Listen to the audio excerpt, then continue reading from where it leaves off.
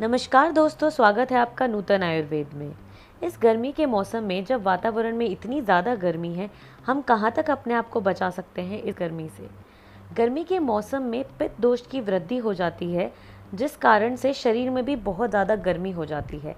आज हम बात करने वाले हैं कि अपने शरीर की गर्मी को कैसे शांत किया जाए। शरीर की गर्मी की वजह से पेट में भी बहुत ज़्यादा गर्मी हो जाती है, जिस वजह से हमें कई मुसीबतों का सामना करना पड़ता है, जैसे कि पाचन शक्ति में परेशानी हो जाती है, पेट दर्द होता है और भी बहुत सारी चीज़ें होती हैं। शरीर में गर्मी बढ़ने के कारण मुंह में छाले पड़ना, मसूड़े सूजना और पेशाब में जलन तो एक आम बात है। पित्त दोष की वृद्धि के कारण बाल भी झड़ने लगते हैं, जो कि एक बड़ी समस्या है।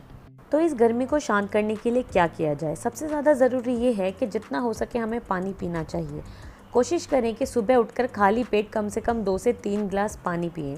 अगर शरीर में ज़्यादा गर्मी है तो कम से कम 1 हफ्ते तक नाश्ते में केवल फल और सलाद खाएं। फल में आप खा सकते हैं जैसे कि सेब, केले, यानी जितने भी ठंडे तासीर के फल हैं वो खाने चाहिए। हम सलाद में बहुत सारी चीज़ें खा सकते हैं, जैसे कि ब्रोकली, टमाटर, खीरा, ककड़ी, ऐसी बहुत सारी चीज़ें खा सकते हैं।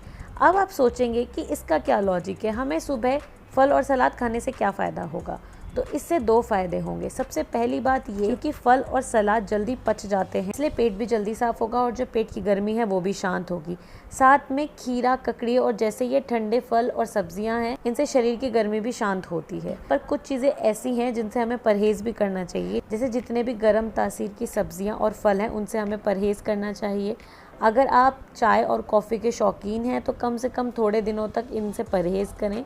जितनी भी तली हुई चीज़ें हैं और जितनी भी मैदे से बनी हुई चीज़ें हैं वो पेट में गर्मी करती हैं, शरीर को गर्म करती हैं, इसलिए उनसे भी परहेज़ करें। अगर आप मांसाहारी यानी नॉन वेजिटेरियन हैं तो कुछ दिनों के लिए मांसाहार का सेवन ना करें, क्योंकि मांसाहार को पचने में बहुत टाइम लगता है और ये ऐसे ही शरीर में पड़ा रहता है, जिस वजह से शरीर की गर्मी बढ़ जाती है।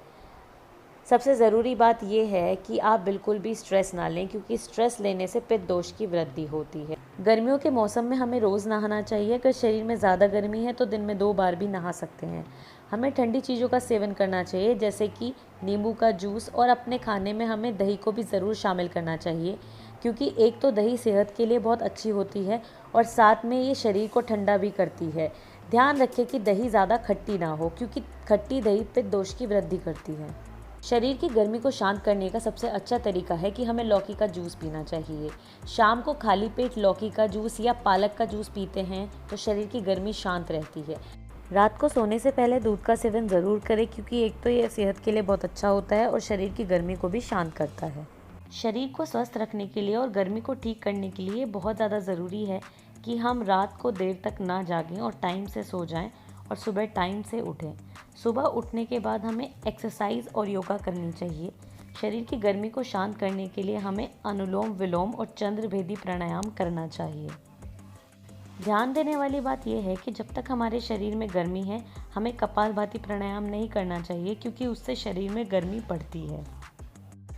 मैं उम्मीद करती हूँ कि ये वीडियो आपके लिए फ़ायदेमंद होगी। अगर आपको ये वीडियो अच्छी लगे तो वीडियो को लाइक ज़रूर करें, अपने दोस्तों के साथ शेयर करें और नूतन आयुर्वेद को सब्सक्राइब करें।